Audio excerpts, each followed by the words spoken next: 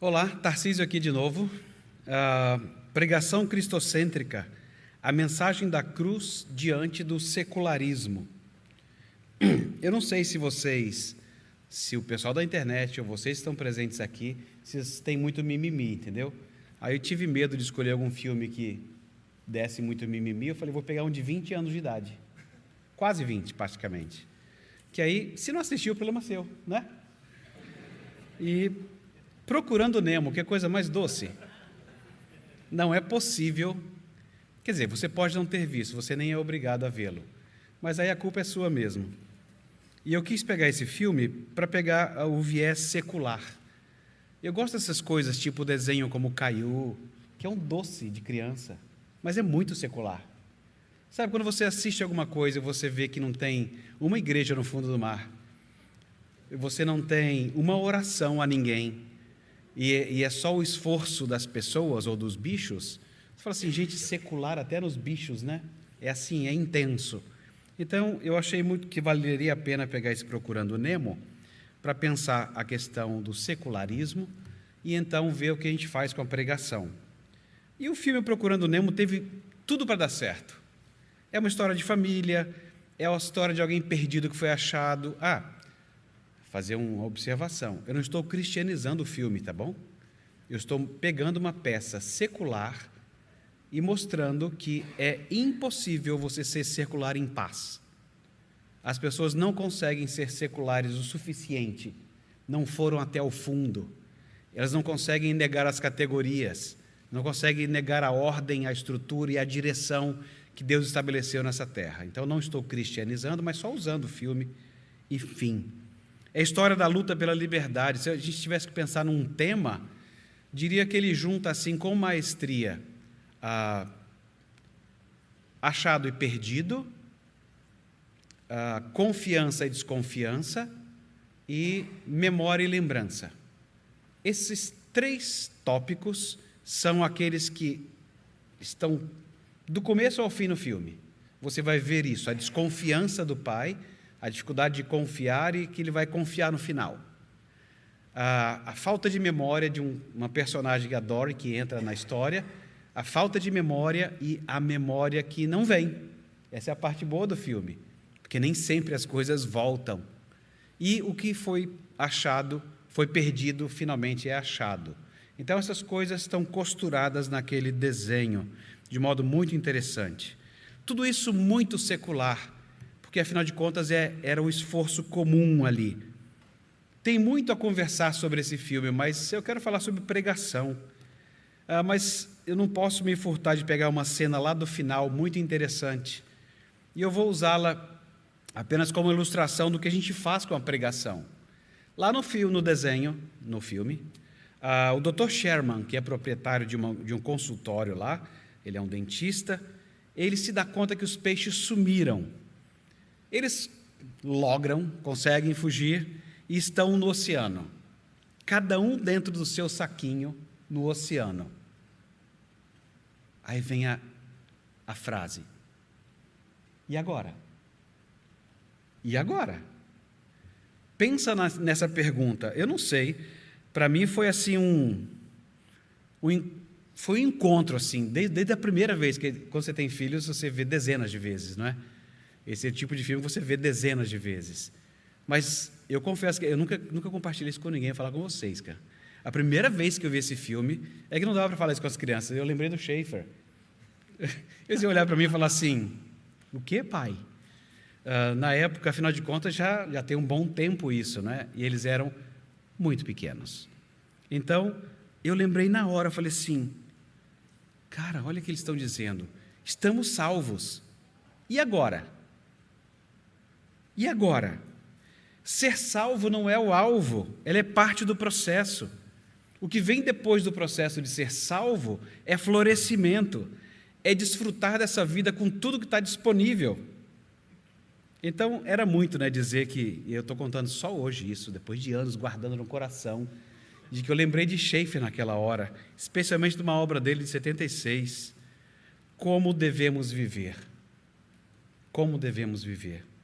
Naquele período, quando Schaefer escreve nos Estados Unidos, havia promessa de paz, de riqueza pessoal, conquistados pelo humanismo secular. E ele viu naquelas coisas um risco à fidelidade evangélica. E eu achei muito interessante que ele tivesse visto isso naquela obra, porque eu lembrei de Jacó. Gênesis de 32 a 35, você tem uma história esplêndida, porque Jacó correu muito mais risco quando tudo estava bem. Quando ele estava em dificuldades, foi o tempo em que ele mais esteve próximo de Deus. Mas quando tudo estava bem, a ponto dele construir casa naquela época, foi a época que ele correu mais risco. Quando o Schaeffer olha aquela coisa, toda aquela riqueza, aquelas promessas de paz sendo anunciadas, ele viu o risco. Ele viu o risco. Ele foi profético ao criticar a igreja cristã por um legado de racismo, de abuso de poder econômico. Ele estava certo quando ele olhou para os acontecimentos de 3 anos atrás, que está sendo revisto agora, do Roe versus Wade sobre o aborto. Ele sabia que estava acontecendo uma mudança cultural profunda e que muito mais ainda estava por vir. Quando eu vi aqueles saquinhos salvos no oceano em 2003, eu na hora, sabe aquela... É como outro desenho, Ratatouille, quando você dá aquela garfada e lembra da infância? Eu tive aquilo quando eu falei assim, gente, agora 20 para trás, quando foi a minha conversão, e eu lembro que eu pensei nisso, tá, salvo, eu estou dentro do saquinho, e agora? E agora? É porque na pregação, salvação e santificação são coisas que vão andar de mãos dadas. Você não anuncia uma coisa só, você fala sempre da salvação, sim, mas está sempre edificando o povo de Deus e falando da santificação. O processo natural do cristão, aproveitando essa minha cena preferida do filme, é dia a dia aprender a me desvencilhar do pecado que me prende e, ao mesmo tempo, aprender a discernir o oceano. A cosmovisão daqueles peixes era do aquário. E agora eles estavam no oceano. No oceano há correntes marinhas poderosas, assim como predadores vorazes. A vida na natureza, cada vez que eu fico ouvindo grilo, Deus fez os grilos. E Deus os fez para dizer onde eles estão. Eles ficam cri, cri, cri. E o predador sabe onde eles estão. Você pensa que a vida de grilo é fácil? Você tem que dizer onde você está para o predador te achar. Eu imagino que cada cri, cri que um grilo faz é assim. Será hoje, Senhor? Será hoje? Vida na natureza não é fácil. O mundo é assustador. A vida na natureza é tentar ficar vivo mais um dia. O mundo quebrado, ele é assustador. O que faz a mensagem da cruz diante do secularismo? Anuncia essas duas coisas, a salvação e a santificação, dentre outras doutrinas na Escritura. E por que você continua a anunciar a salvação uma vez que você foi salvo? Por uma razão simples. Nós podemos esquecer. Memória, isso é muito importante. Um dos grandes pecados denunciados na Bíblia é esquecer-se de Deus.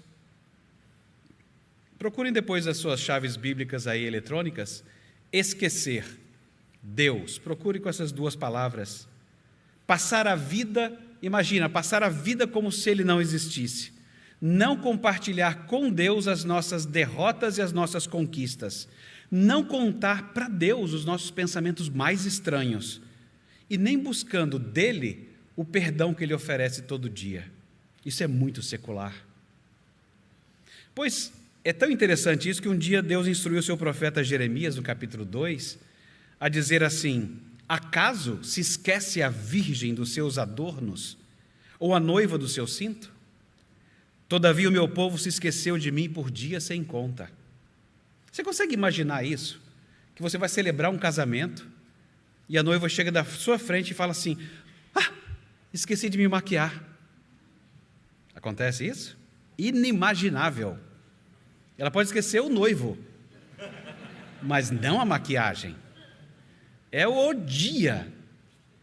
Ela não vai esquecer disso. Procure na Bíblia sobre o pecado do esquecimento, ele é sério. A pregação, portanto, constantemente relembra a salvação e orienta para a santificação. O tempo todo faz esses dois movimentos. É bom porque no ajuntamento dos santos, desde os primórdios, sempre Deus fez com que nessa celebração, em qualquer celebração em que há um ajuntamento, que houvesse ali crentes e descrentes, pessoas com problemas de confiança e desconfiança. O Evangelho, assim, não é apenas a maneira pela qual nós recebemos a salvação, não é só isso, tem, e agora? Mas é a maneira de avançar em todas as etapas da vida cristã. Senão nós vamos fazer como os Gálatas, e aí nós vamos ter um espanto que não é o uso filosófico, espantado porque eles passaram da graça. Eles começaram pela fé e terminaram tentando avançar pela lei. Você avança mediante a fé sempre. O remédio para a incredulidade e falta de memória é a narração do Evangelho de novo e outra vez. A pregação, ainda que seja mensagem para o crente, fala também ao descrente, porque todos temos o mesmo problema subjacente.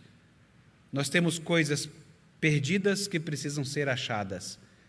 Nós precisamos trazer à memória as coisas. E nós temos um baita problema de confiança. E mesmo nós, crentes, confiar em Deus não vem assim, no kit. No kit vem a fé. E nós lutamos intensamente, porque nós carregamos ainda um morto, para confiar em Deus. Por isso o sermão ele precisa ser centrado em Cristo, em sua exposição e na sua aplicação. Crer em Cristo é o que desmantela os sistemas de incredulidade do coração humano. É isso. Em geral, as pessoas costumam destacar negativamente que essa era secular não aceita a verdade revelada, mas deixam de mostrar que a incredulidade corre o mesmo risco que os crentes correm. Os crentes correm o risco de descrer, mas os descrentes correm o risco de crer, especialmente quando o Evangelho é anunciado. A incredulidade, ao mesmo tempo que rejeita a verdade revelada, ela está gritando hoje uma verdade encarnada. Não me vem explicar sistema, eu quero ver acontecer. Ok. Aí eu falo assim, gente, coisa boa. Que coisa boa para o Evangelho. Eles querem uma verdade encarnada. Esse pragmatismo de querer ver se o cristianismo funciona nem é uma coisa ruim. Nós deveríamos ser os primeiros interessados nisso. Em nossa pregação, nós precisamos contar como é que aquele ensino se concretiza na vida real dos crentes. E seria bom os crentes ouvirem os seus mestres darem ideias de como que eles poderiam compartilhar a fé quando os problemas de incredulidade surgirem, de confiança. E o modo como eles fazem isso, mediados pela lente de Jesus Cristo, que é a palavra encarnada por meio de quem nós enxergamos toda a realidade.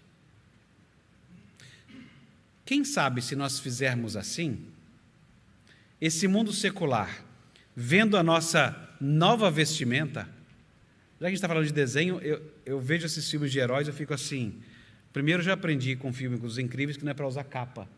Capa você pode morrer, né? É sugada por um negócio, uma turbina do avião. Capa não é legal. Mas eu comecei a gostar dessa outra roupinha que você pensa, você já... Ela veste você. Eu falei assim, quem inventou essa ideia não foi a Marvel. A Bíblia fala que nós somos revestidos de Cristo. Você não percebe isso quando vê o seu colega crente? Fala assim, epa, está com a roupa, hein? Estou vendo. Maravilha. Estou vendo a sua roupa. E, no entanto, quando você vê alguma coisa não cristã, você fala assim, rapaz, você está envergonhando sua roupa. Ou, se a coisa for muito ostensiva, você fala assim, eu acho que não é essa roupa. Porque nós recebemos esse revestimento. E dá para ver. As coisas são claras. Assim como Pedro insiste para a gente crescer na graça, essa é uma coisa manifesta que as pessoas vão ver. Quem sabe esse mundo secular, vendo essa nova vestimenta, porque nós estávamos perdidos e fomos achados, perceba como Deus responde, por meio de você e de mim, os problemas reais de confiança com os quais nós nos deparamos nos abismos por aqui. O tempo todo que eu via aquele filme eu ficava assim, meu Deus, o moleque na beira do abismo, o peixinho, não vai filho, não vai, não chega aí perto. Eu ficava assim, coisa de crente isso aí, hein? Coisa de crente, é impossível fugir da categoria, é impossível fugir da estrutura. Eu falei assim, puxa vida, ao mesmo tempo que eles conseguem detectar, aliás, o mundo é muito bom nisso, esse mundo secular é muito bom de perceber o buraco, não foi fundo o bastante, mas eles são bons de ver o buraco, mas na hora de mostrar uma redenção, a gente vai tudo para o mesmo lugar. Se todos nós dermos as mãos, se nós amarmos mais, oh, meu Deus, dá vontade de vomitar, né? Gente, não! A solução não estará em nós, não é multiplicando o número de quebrados que a gente vai conseguir um inteiro. Nunca funcionou, não dá certo, não é assim. É nessa hora que eu falo assim, obrigado Nemo, obrigado Schaeffer, obrigado Deus pela sua escritura, que moveu esses caras, cristãos e não cristãos, a trabalharem dentro de categorias e estruturas que a gente pode identificar e falar assim, nós temos muitas oportunidades para lidar, não é? E não podemos perder de vista que rememorar o Evangelho não é ficar ali com aquela cara de tédio e falar assim, lá vai ele falar de Jesus de novo, né? Jesus salva, olha só, está falando da criação, que é da redenção, de novo. Gente, se nós não tivermos essa memória, nós esquecemos. Se você não acredita nisso, você ainda nem conseguiu duvidar o bastante de você mesmo. Crente, acredite, você é bem pior do que você imagina. E se você não acredita nisso, abre o espelho, abre a Escritura. E aí você vai ter mais chance de poder olhar para o mundo e falar assim, e ter misericórdia dele no anúncio do Evangelho. De saber que eles têm os mesmos problemas que nós temos de confiar em Deus. Mas que você está sendo assistido pelo Espírito Santo para fazer isso. Prega o Evangelho, rememora-o sempre. Obrigado, Nemo, obrigado, Schaeffer, obrigado, Uriel. Muito bom estar com vocês. Deus nos abençoe.